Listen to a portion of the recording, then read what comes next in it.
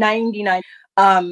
What I wanted to say, though, is for me, I am not a Pan-Africanist in the way that I understand Pan-Africanism to be modeled. Now, I do not believe in a unified, in one Africa. I think that I think that is just fundamentally ridiculous. Do I think that precludes any sort of like economic cooperation or like trade unions? Of course not. I think that's completely necessary. Do I even think that a single currency makes sense? Absolutely.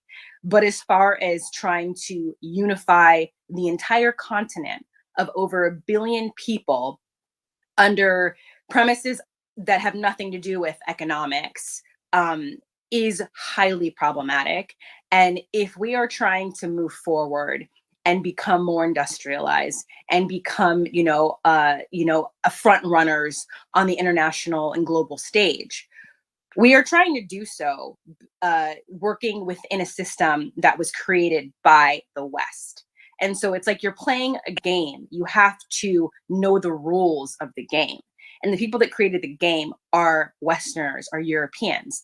And my question to people who are in support of this type of Pan-Africanism is, do you see the West doing the same thing? Because if Europeans did not do that, and they're in the position that they're in, why do we think that by combining and unifying in this way, we are then going to somehow be on their same level? That's not the rule book that they even played by. We talk about Africa being corrupt. Do you not know how corrupt Europe has been? It's only recently that the corruption is somewhat quelled. And even now, Greece, Spain, there are countries in Europe who are extremely corrupt. America also. America developed through corruption. So the idea that now all of a sudden, the West is a way to go, right? And Africa needs to follow suit. Well, corruption is part of following suit. We cannot ignore how Europe got to the place that it is now and how America got to the place that it is now. And we can't put unnecessary and unfair burdens on the entire continent of Africa using the European model. It doesn't make sense and it's not fair. Even Asia, people talk about China. Well, we know how China got to where it is today through the subjugation of its people, through damn near slave labor in China, through not allowing, any exports, any imports, right? That's how China got where it is today. It took 30 plus years to do it, but people have suffered. So let's not pretend like, Europe, America, Asia has done this in a very clean way and put these unnecessary and unfair burdens on the continent of Africa when it just simply doesn't make any sense. That's my personal opinion. And me being from, where I'm from, I do not support this idea that countries have to stay as they are. Like Safu has said, and even Mazi has said, these borders and these boundaries are completely illogical.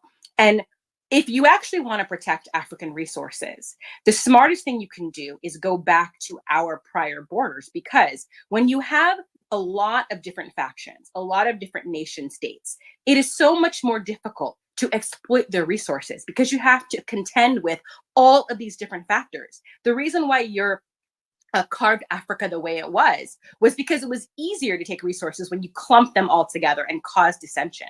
So let's really look at their playbook. And then if we want to reverse engineer it, fine. But let's not put unnecessary and unfair requirements on Africans that no one else has. Asians are not united in that way. Europeans are not united in that way. And even America itself isn't united in that way. So why are we making it a requirement that Africans be united when we are quite literally the most diverse continent on the planet? And if unification is going to be, difficult anywhere, it's on the continent of Africa.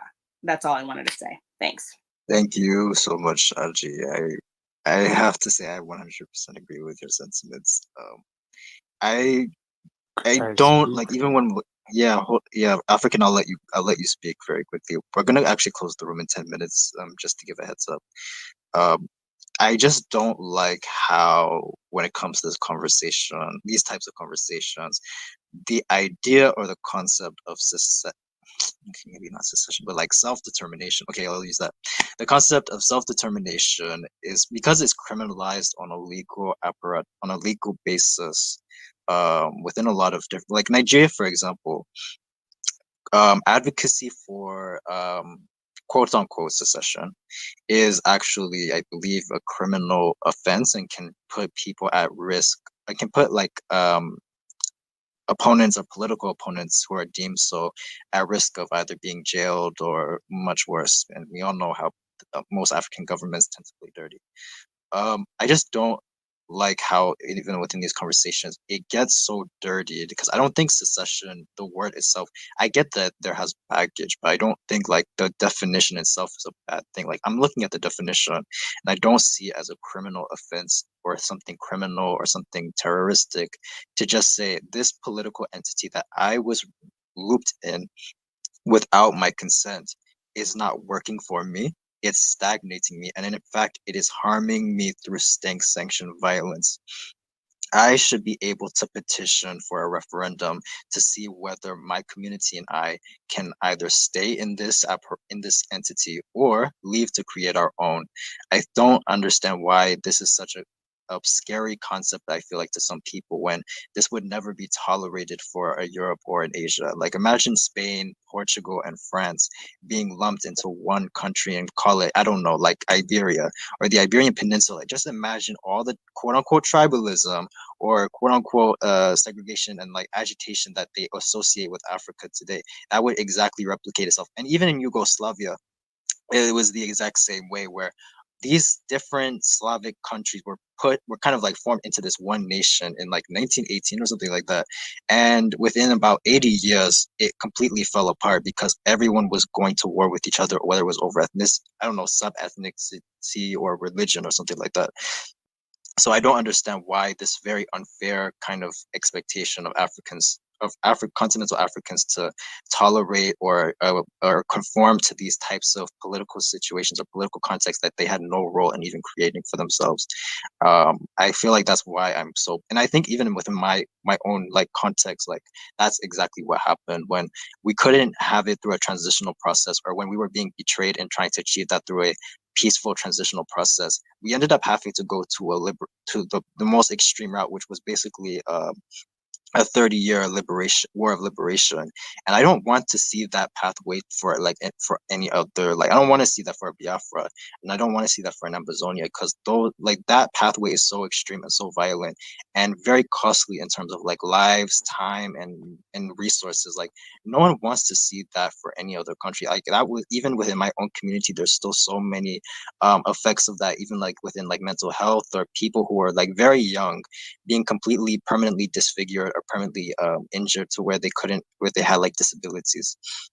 And I don't want to see that for anyone else. I really just want to petition like and advocate for like a peaceful process through a referendum, and I want to see that for like an Odudwa nation, a Biafra nation, an Amazonia, or Zulu nation, or what have you. And I feel like being able to advocate through those terms is probably the most peaceful and most like effective solution. But I feel like sometimes if that's being like deemed as like being quote unquote tribalistic or divisive, then it's much harder, because I feel like it adds to that criminalization, even if it's like within a de facto, like a very like laid back conversation. Like if it's being kind of looked at as being divisive or tribalistic, then it's arresting the conversation that needs to be had, or arresting the legal case that needs to be tabled. And I think sometimes there are some Pan-Africanist circles that kind of aid in suffocating those types of conversations and those types of voices. And I don't think it really has to be, but I feel like there has to be a cut and dry on what Pan-Africanism is, because I feel like it does operate currently on a spectrum. On one spectrum that can tolerate these types of conversations, and then on the other spectrum, I've noticed it doesn't really, or sees it as problematic to like progression of this quote unquote one Africa, this quote unquote one continent, when self-determination and indigenous rights should be prioritized at every step of the way. That's my honest and very brutal, not brutal, but very honest and raw opinion when it comes to that. African, you can go, and then whoever wants to go can like flash their mics or do popcorn. African, go ahead. Okay. Thank you, Safu. Thank you. I appreciate.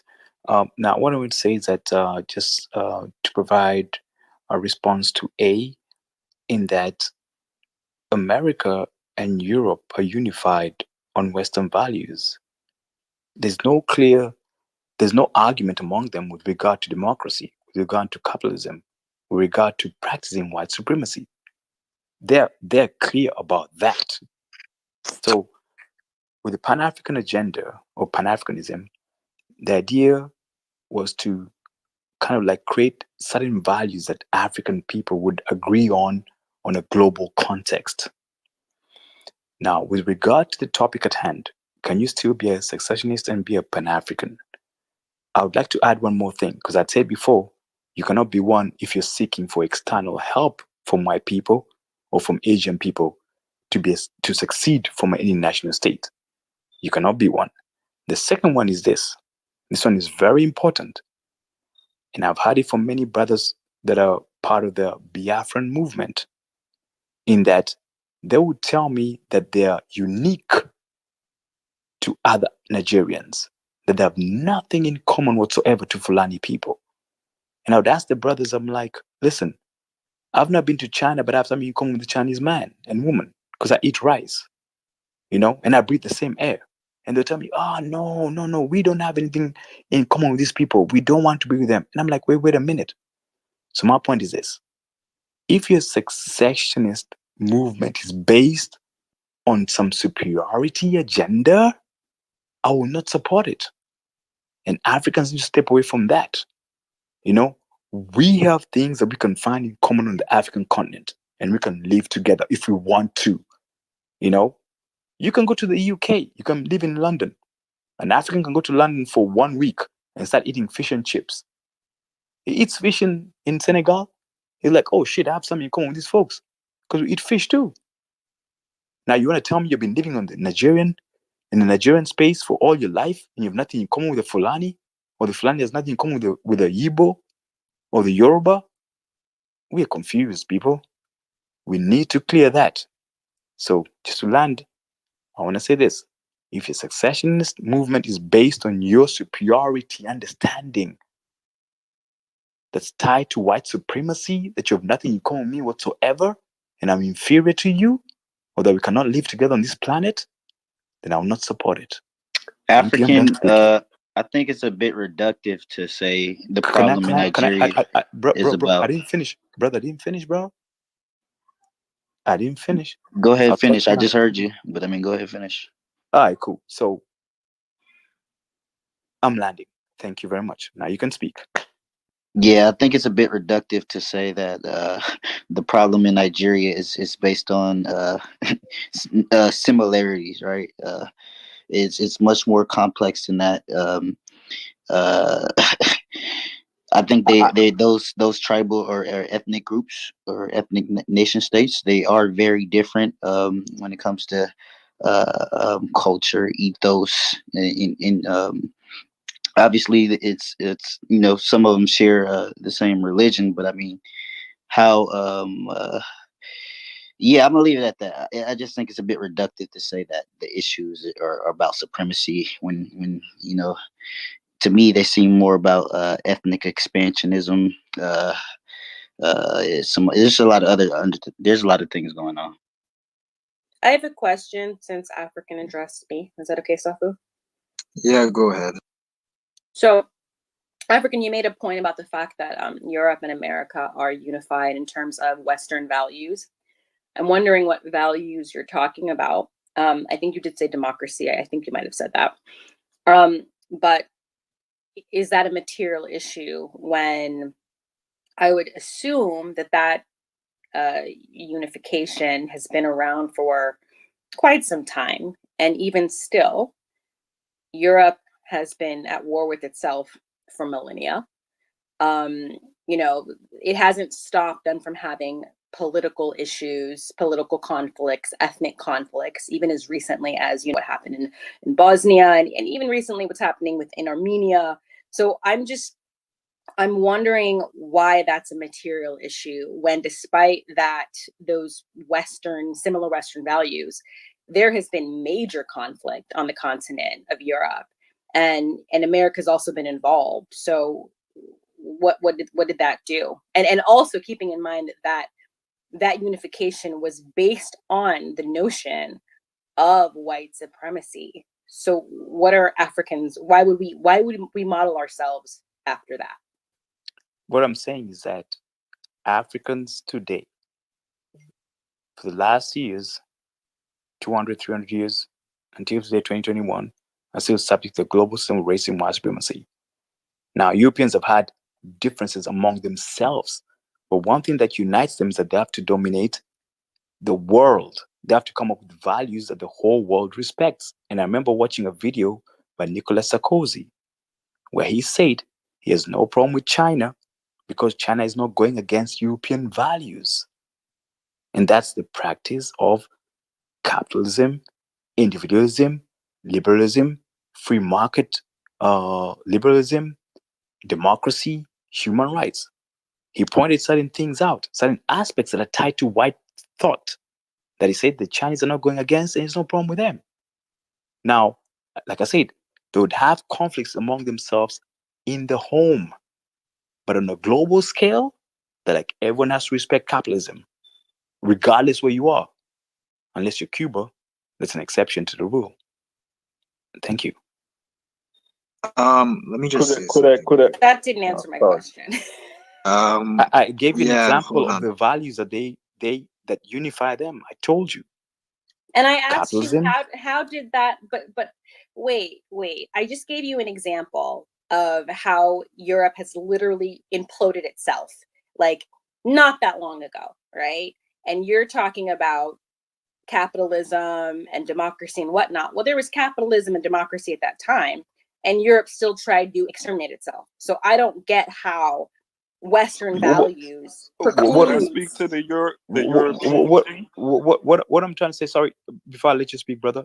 I just want to say quickly. What I'm trying to say is this: what you're saying is a smoke screen.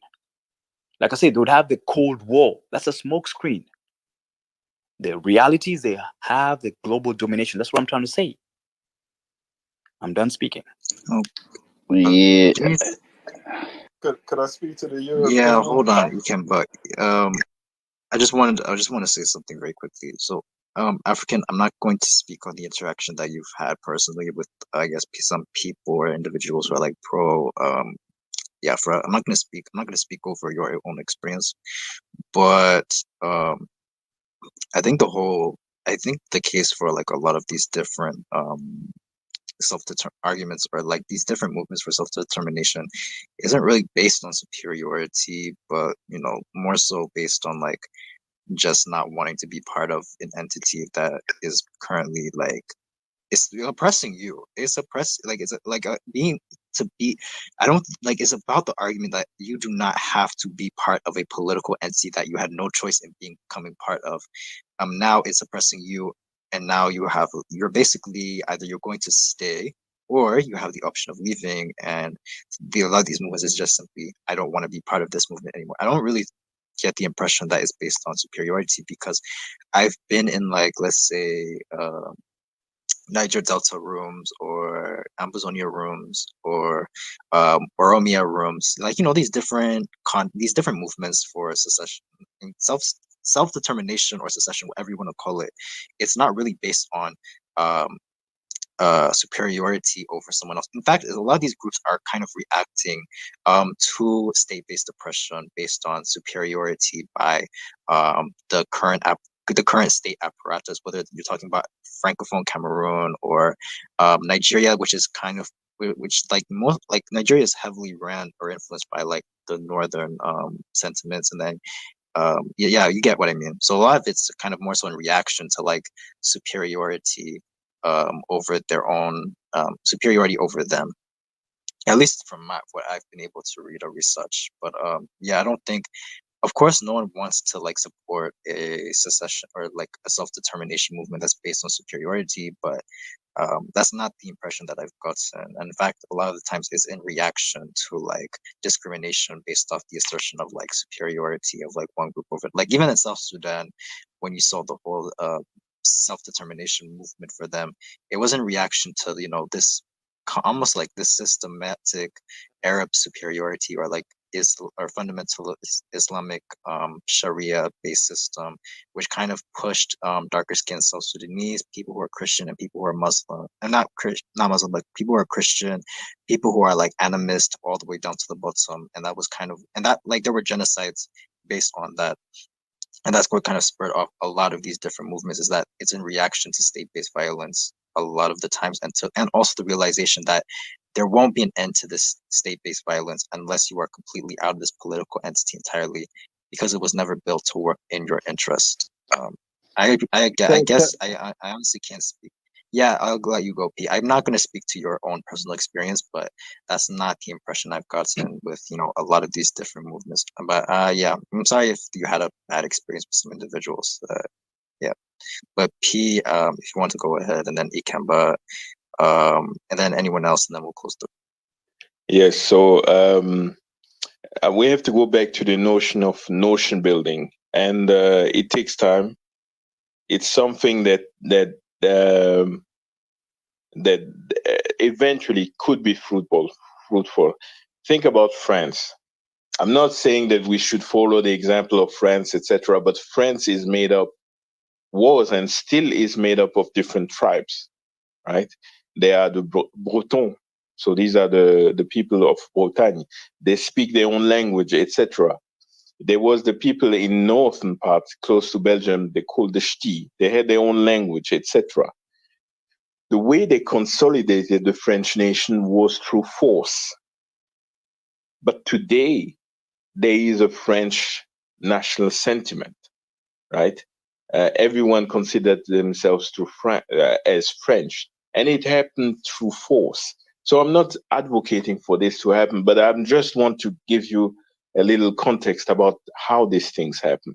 When it comes to, somebody mentioned ex-Yugoslavia earlier on, you have to know that ex-Yugoslavia, and that is the fear when you talk to people in think tanks about strategy and internal African politics.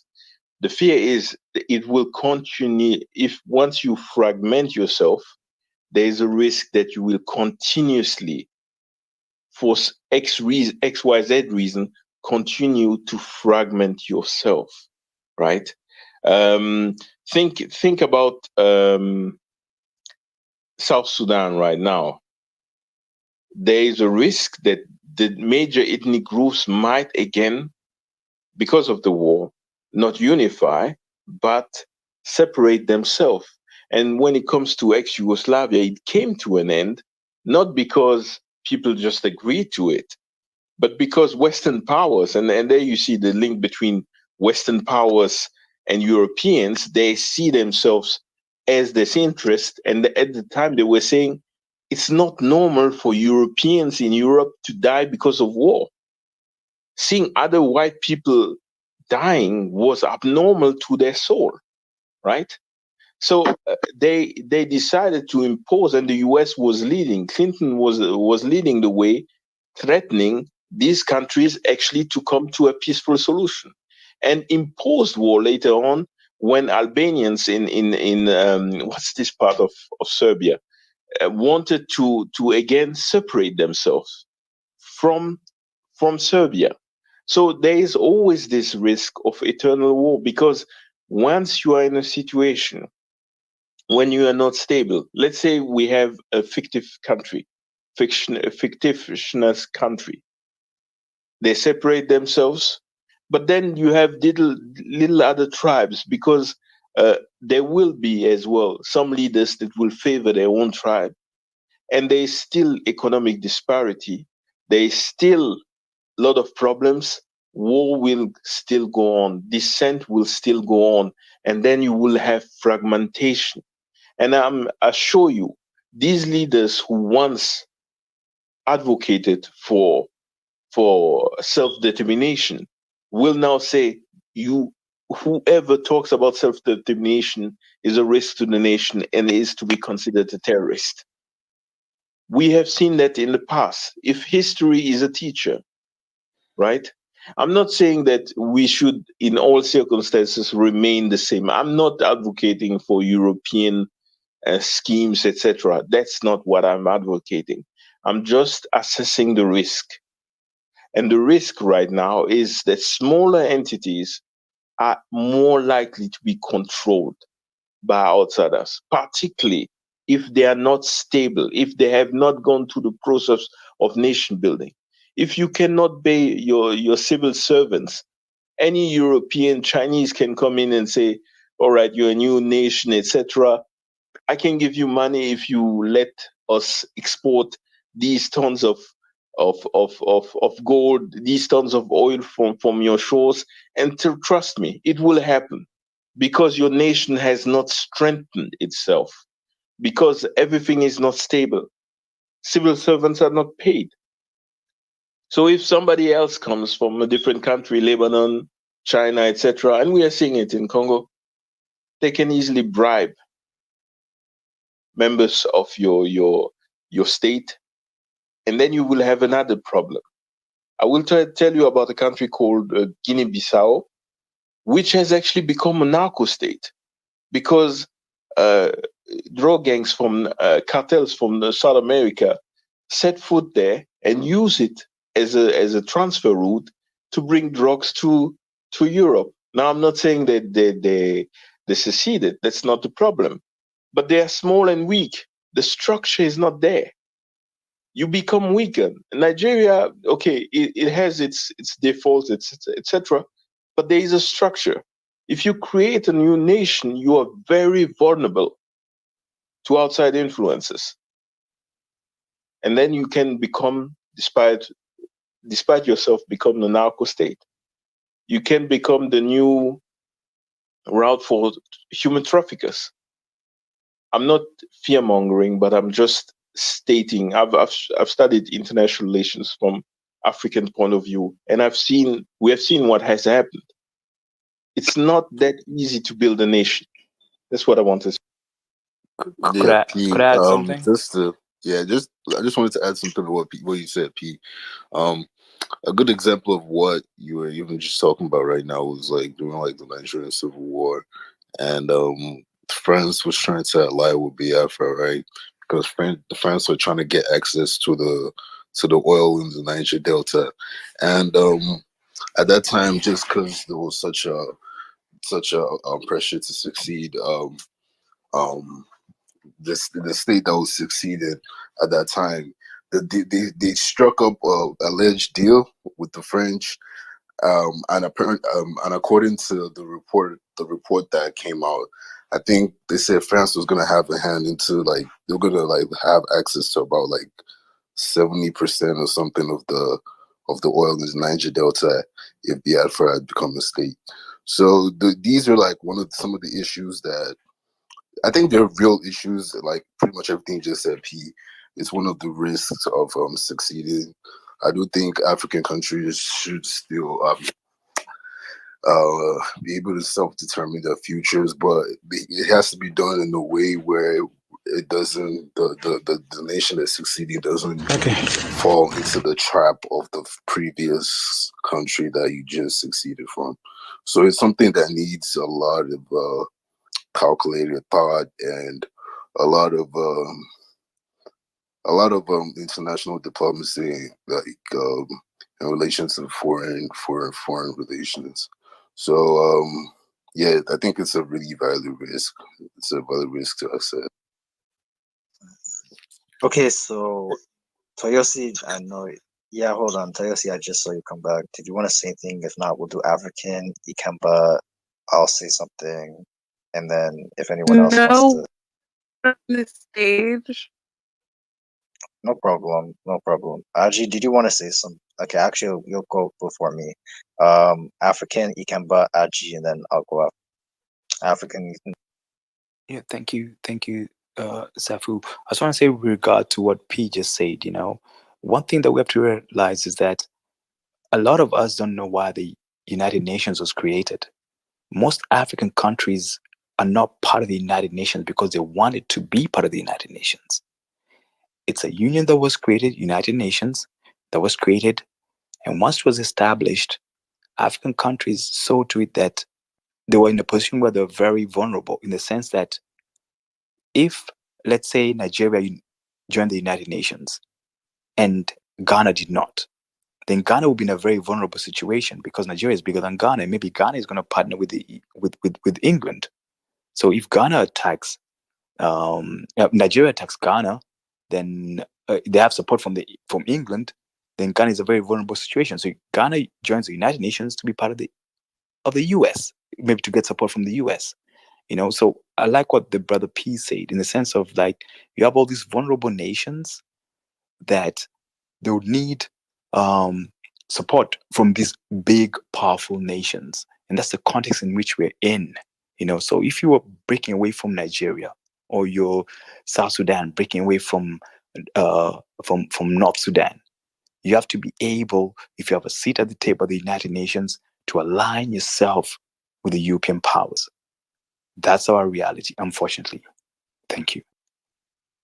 Okay, Kemba, then Aji, and then myself. So Kemba. Yeah, I wanted to speak to Europe. I think, like, with Europe, they do exercise, sort of pan-Europeanism. They've had, history, of course, of internal conflicts. There has been contradictions, but over the centuries, they've been able to work together. When they weren't at war, they were working together, and I think, like, now, you look at institutions like NATO, the European Union. These are institutions that are not going anywhere. Like, they are not going anywhere.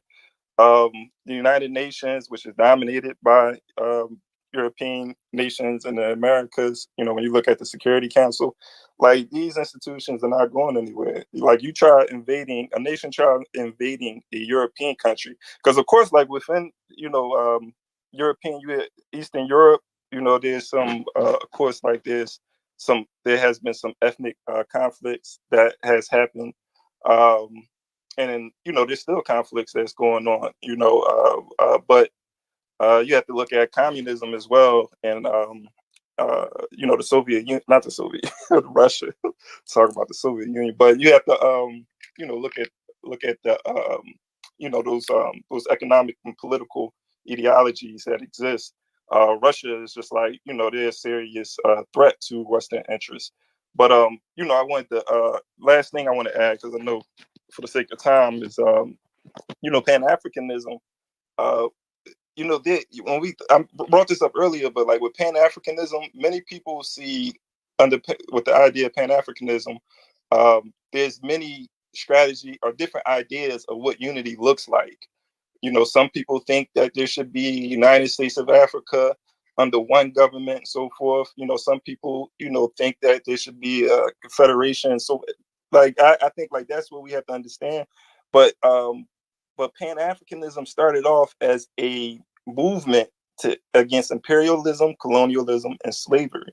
Like, you can be an independent nation and be a Pan-Africanist, but if you're not working in the interests of African people, then you can't be a Pan-Africanist. Like, if you feel like, no, I just want to be a nation and I on my own, and I don't see myself as part of the African Union, then, you're not Pan-Africanist. But the idea of Pan-Africanism is for African nations.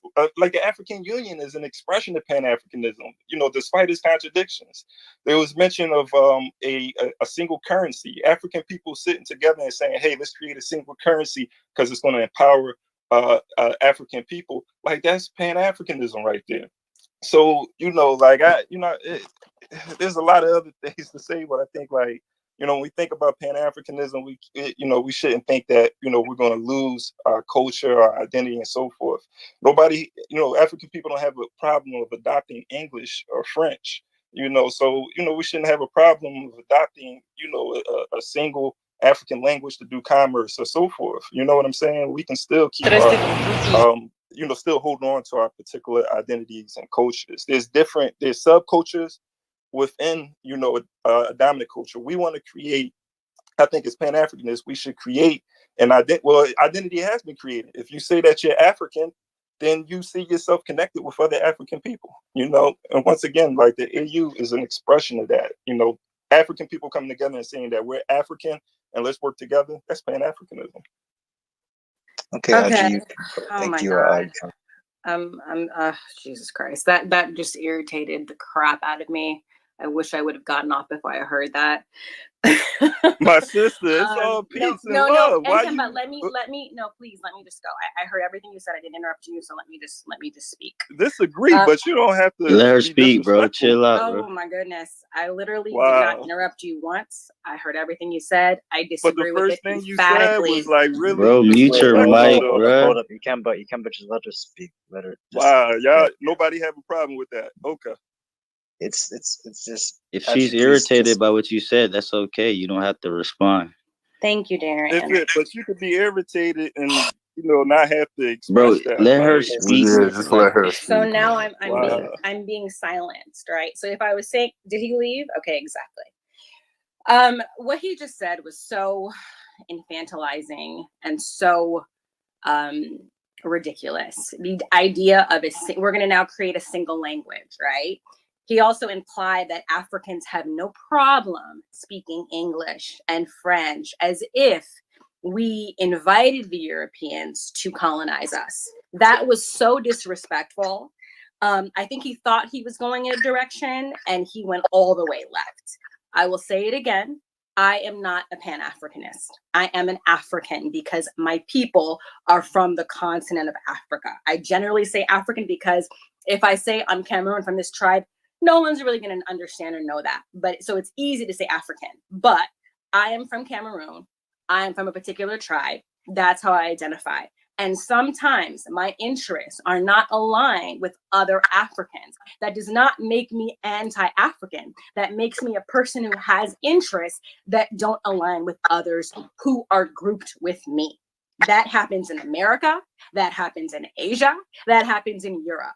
This idea that Europe has had some romantic, history is so silly.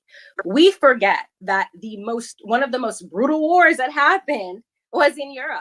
75 million people killed, soldiers, not just civilians.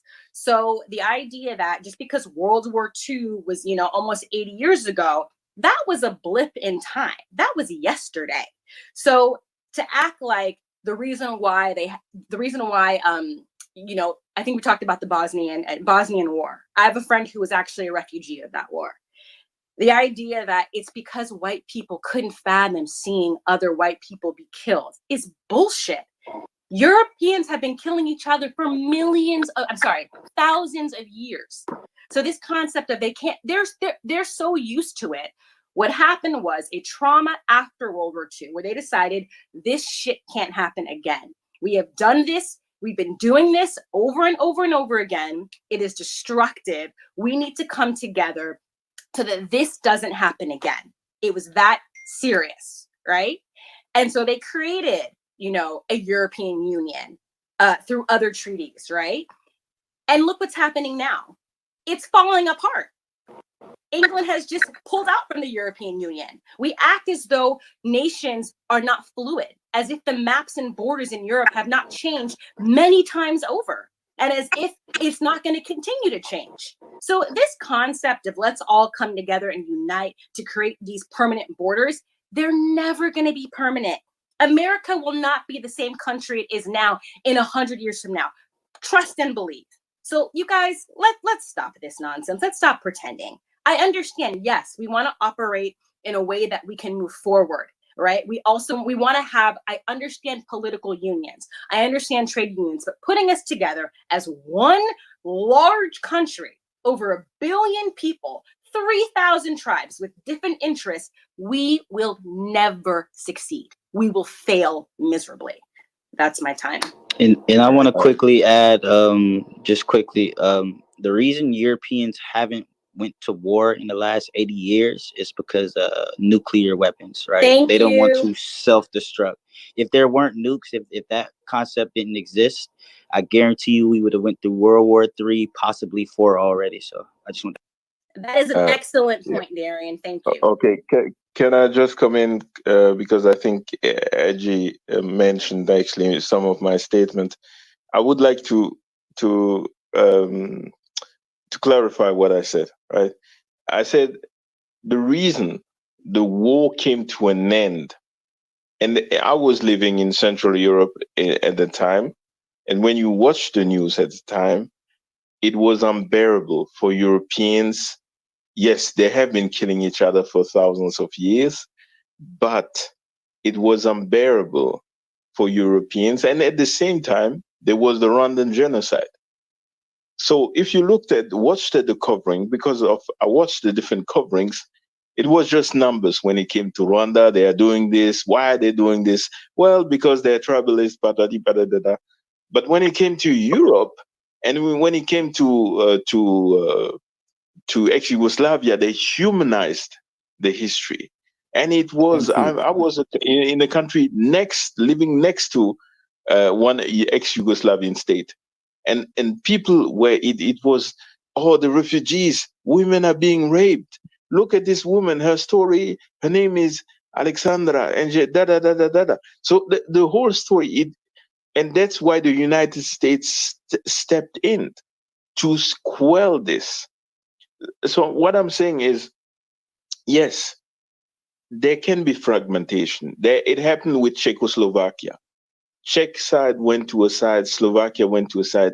There was a peaceful separation, but it can be brutal like ex-Yugoslavia. And the only reason ex-Yugoslavia came to an end, the Europeans and the Americans pushed their diplomatic weight, threatened behind the scenes the leaders of the different factions to come to the table and negotiate.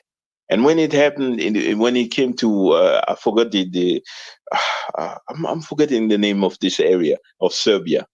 Then they Croatia. had bombings. Sorry? Thinking about Croatia? No. There was a part of Serbia Oh, where you had the Belgrade. Albanians. Huh? no, that's Belgrade. Belgrade's No, in Czech. no. It's not Belgrade. It's Kosovo? it's a part. Huh? You're talking about Kosovo? Yeah, exactly. Okay. So that was 1999, right? Yes, you're The correct. UK, the US sent troops and they actually bombed Yeah, Serbian NATO troops, bombing. right? So it didn't come to an this fragmentation didn't come to an end because it was a natural progression. Exterior forces, European forces came together by force to set this up. So I'm saying the risk when there's fragmentation, we're not saying that we should be one country, happy, etc., happy family, etc. I'm saying the most viable for all of us, because it will be painful, even for people who separate. It might not be the paradise that we think it will be. I understand that there is pain. I understand that there is suffering. And in the case of ex-Yugoslavia, by the way, the Soviets had removed, I think they were not even close to the Soviets at the time. There were nuclear bombs in Eastern Europe, but not Soviet. Ex-Yugoslavia was more aligned with the Chinese, you see. So there were no nuclear weapons in that, and the risk was very different. But I'm talking about what might come after. There will be I celebration. generally agree with you. Like, Yeah. my frustration is not really. I mentioned what you said because I don't want to romanticize Europe's history, so that's why I said that. What my frustration was with most of what Nkemba was saying. So I did mention you because I wanted to make it clear that Europe has, no problem. Its trajectory has not been clean, right? And it's still not clean. We look at like what's happening in Spain, where you have the Catalan who are always trying to secede from Spain and be their own independent nation. Like, it's not clean, but I wasn't really targeting what you were saying. I feel like we're on the same page. Just in Nkemba, what he said pissed me off. Yeah, I disagreed as well with a bit of what he was saying. I think it was a bit extreme. Could I say something? I think. Well, Aji, did you want to respond, or if not, because Jihan got back on stage because she wanted to say something, but African can go after, and then I'll go last, and then perhaps we can close through. No, I think I've made my point. I just want to clarify, like, with what P said. I agree with most of what he's saying. It's just I don't like the infantilizing of Africa, and I don't like kind of like the glorification of European history and us not acknowledging like what they've gone through to be where they are, and the natural progression of what Africa will have to go through if it wants to be like that. So if we want to be like Europe, then we have to look at that playbook and not try to bypass things. If we want to do our own thing, then we have to destroy the playbook and do our own thing. It's either or. There's not really that in between. So pick what you want to do. I personally would like to do our own thing, but I don't live on the continent, and I'm going to defer to people who are back home on the continent and support them. But I will never support this idea of one Africa in language, and like that to me is insanity. So what Ikemba was saying, I think that he might, I don't know that he's a continental African. I think he might not even be, he might be from America, and maybe that we don't need to makes say sense. that. We don't need to say What? that. We don't need to say that. He's an African, yeah? No, what I'm saying is that, okay, what I'm saying is that if you are not potentially born and raised in Africa, or have a direct African connection, and you're not understanding how things work on the continent, it's easy to have more romantic ideas of how to move forward on the continent when you haven't lived the experience. Me as an African, but a Westerner, defer to people on the continent because of my own biases. I can say that myself. So what I said was not offensive. I'm making a point as to why he thinks it would make sense to have one language when it wouldn't make sense. That's what I'm talking about. So yeah, I agree with that assessment, and I kind of made the same in my head, but I didn't speak to it. Yeah, thank you, Aji. Thank you, everyone. So Jihan, you can go, and then I'll make a submission, and then if no one else, we'll just close the room because yeah, it's gone on for a while. So Jihan, you can go. Thank you for waiting. Hiya, thank you. I mean, I have so many points which I messaged Safu. I apologize. However, why can you not have a Pan-African unified organism when you have a Pan-Europeanism, which is the EU? You have the Asian, and you have the Latin Americans. So we should be able to have that. And the only difference between the European Pan-Europeanism is that they weren't colonized, so we cannot go through the same steps. And yeah, that's my point. Yeah, Jihan, let me respond to that. I never said that we couldn't. I actually said the opposite. I said I'm fine with the trade union. I'm fine with that. What I'm talking about is a single Africa. Like before you came on, I'm not sure if you heard Kemba talk about like one language. The fact that we can speak European languages, how come we can't make our own language? That to me doesn't make any sense. So I get a political union. I've said that multiple times. I just don't believe in unifying the continent into one country, or United States of Africa. I don't believe in that. Yeah, I don't think any. Yeah, I don't believe in that either. That's what he was saying. Yeah, no, I got that wrong. Sorry. But I do believe in unifying all the Pan-Africans. And basically, the only thing that I got is, okay, so Pan-Europeanism, they actually kind of like established a legislation, a community. However, Pan-Africanism hasn't really come up with like a unified system. And yeah.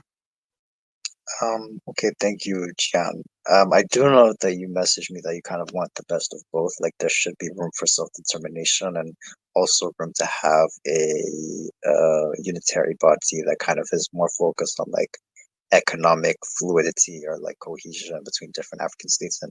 And I think there's room to have multiple. I think the answer is more, not less. I kind of I kind of sometimes feel in and out when it comes to Pan-Africanism because like it's just so fluid. It's not cut and dry. Like it very much does operate on a spectrum, and there are some spectrums that very accepting to these type of conversations, and then there are some spectrums of there's the other end of the spectrum within Pan-Africanism that kind of sees like talks of self-determination or secession or whatever you want to call it as like divisive or tribalistic, and that's the portion that I 100% reject. I feel like that's very toxic, and I feel like it infantilizes continental Africans as if we don't have any awareness, or we never had any awareness of our own political autonomy or our own like indigenous rights as like autonomous political beings. Like I really just reject that notion so much, and I get very protective like when it comes to like the quest for self-determination is a fundamental right for all of us. I think for anyone as a human being, but especially like within this context for like continental Africans. And I especially mean this for like Africans who live on the continent right now as we speak, they are the number one of people who would be affected by like whatever direction that we choose to go. So I do give deference, but I think the fact that some of the main chokeholds for like these types of grassroots movements are on the continent does speak a lot of does speak volumes to me. And it's oftentimes continental Africans who are on the continent who are being disappeared or suicided or kind of like censored because of their affiliations with these types of movements is like that. Those are the number one people I feel like I have to prioritize. And it's oftentimes young people like under 30 who are like who are bearing the brunt of that. And so I definitely feel like prioritizing the advocacy for self-determination or political self-determination has to be, I feel like, a priority, at least for myself as an individual. And I do understand, and I know like there's this constant question on whether like people who are like pro self-determination are like romanticizing what that would look like. And in my opinion, I don't romanticize it at all. Like even in my situational context, it's like it wasn't a pretty picture after independence. I really have to make that clear. So but even with that being said, even though like the political situation in my country is like not very well, I still feel like the quest for liberation was needed because we were at risk for like our cultures being erased, our languages being lost, our identity, our indigenous identities being completely absorbed into like a mega identity of the country next door to us. So like I feel very strongly when it comes to like the quest for self-determination and how important it is within the African context. And just as we are able to discuss indigenous rights for like Asian cultures or like Aboriginal Australians or Native Americans, that same energy needs to be applied to continental Africans, and I 100% stand on that with my whole chest. But I think I, I don't try to romanticize what that process is going to look like. I want a peaceful process, preferably, and I also want like to be able to have like economic fluidity and cohesion, which I felt like we had at least to a certain extent even prior to colonialism, to be very honest. So I do feel like the answer is more and not less. I do feel like the quest for self-determination does need to be a more um, pressing conversation brought to the forefront, at least within these types of spaces. And yeah, I don't romanticize anything, but I think the voices of Africans should always be prioritized. And I think the quest for self-determination needs to be part of that conversation. And I hope like more and more younger people are able to do that. And I think that is a question that's attracting more and more like younger people like under 35. And I hope we tend to see more of that because I feel like the voices of youth within this type of conversation is needed. So the more the better. And I'll leave to rest at that. could I say something? Yeah, well, I think we'll do Oh, that. what about Franklin, we'll do you, then Franklin, and then we'll close the. Okay, I'm sorry, Safu. Thank you for letting me speak. I just want to say that regardless of all this, in regard to all of us having our different opinions and views on the topic, it would be good not to, uh, again, allude to statements like he's not African or he's not African American or he's not black enough, to speak on the issue. I think we don't need to say African, I that. don't think that's what she was meaning. I No, think she said that I think maybe he's not even African, or he's not on the but continent. But hold on, regardless, like So let African. me, yeah, No, I'm gonna let speak me for myself. Let him finish, and I'm gonna go yeah, ahead and respond. Go let me ahead. finish. So regardless if he's on the continent or not, if he's a black person, maybe he's got some education and information regarding the situation on African people who are also his people, they would have something to say. So we could provide an argument against his argument without having to go that route of saying, because I've had this from the ADOS, from the US and everything, a lot of African Americans who take that opinion that you can't speak anything about Africans in America because you're not born in America. And I'm like, wait a minute, man. I can speak on that, because I'm part of that, because we're still connected under one common enemy. That's my position. Thank you. You're done? Okay. So what I'm going to say is your point that you made was not compelling at all because it is focused on this notion of kinship based solely on race, the construct of race, and does not take into account cultural, political, ethnic differences. So for example, yes, I am an African woman, indigenous to the continent, but I'm from Cameroon. I don't know anything that's going on right now in, let's say, Djibouti. I don't know anything. So for me to then try to, let's say I hear about what's happening in that I want to give my 2 cents, not knowing the complexities of that country. I have no license or authority to make such statements to try to implement anything when I am not well versed enough to do that. This idea that we are all the exact same people is so ridiculous, and it's That's so not what I meant. problematic. Wait, African, I didn't Please let interrupt her you. I let you finish. speak. So I'm not trying to insult the young man at all. I also said myself, even the fact that I am indigenous and from Cameroon and from a tribe, right? I am a Westerner. I was born and raised in the States. So I have certain biases that I had to realize myself later on in life, because I had a lot of ideas of what I wanted to do in Africa and why can't it be like this? And a lot of it was from a Western lens. Now, as an adult, I say, wait, I am influenced by the West. And it is my obligation to listen to the people back home on the front lines and hear their concerns and support the things that they want, not impose what I think works because of my influences in America. That is how you support the continent, not by saying, I'm Black, so I should say whatever I want because we're all Black. I don't know what's going on in certain parts of America, and I'm Black in America. I don't have the right to then tell people in those regions what they should and shouldn't do because I'm Black. That doesn't make any sense. So I'm sorry. Maybe you didn't like the tone of how I said it, but I stand by what I'm saying. And I also implicate myself in that as well. It's not the fact that if he was Black American, right, but was born and raised in Cameroon, he would know more than me about what's happening in Cameroon because I wasn't born there. So I wouldn't tell him that just based off of his Black Americanness. My assumption is that he is not from the continent, so he may not know the intricacies of certain parts of the continent, not based off of his Americanness. Okay, so like before you get so emotional, really think and listen to what I'm saying, because what you just said, wait, I'm not done yet. I let you speak. What you just said completely misrepresented the actual implications of what I was saying. I'm not saying that people can't speak on issues. I'm saying that you shouldn't speak on issues that you don't know about. That's what I'm saying. And so I want Actually, to Yeah, add let to what she Darian. said.